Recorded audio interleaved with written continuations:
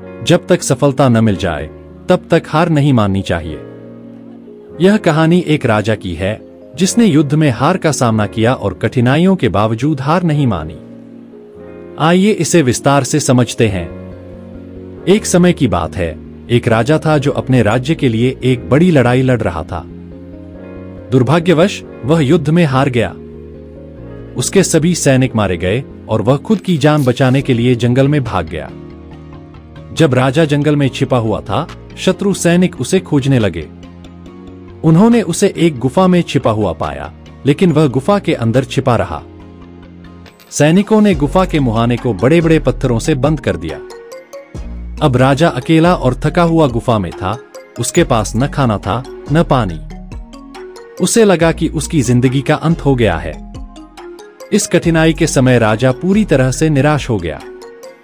लेकिन अचानक उसे अपनी मां की एक सलाह याद आई, कुछ तो कर, यूं ही मत मर। इस बात ने राजा के अंदर एक नई ऊर्जा भर दी।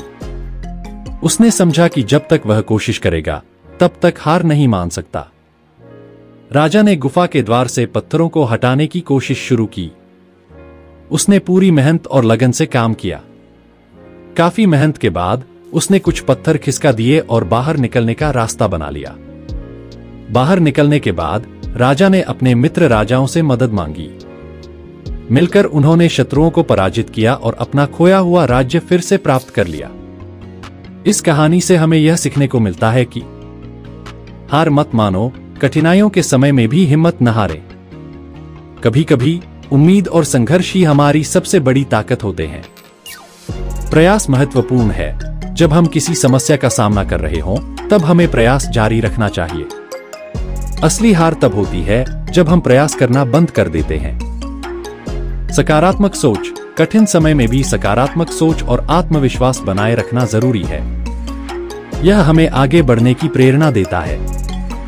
इस प्रकार कहानी हमें यह सिखाती है कि संघर्ष और दृढ़ता के साथ हम किसी भी चुनौती को पार कर सकते हैं।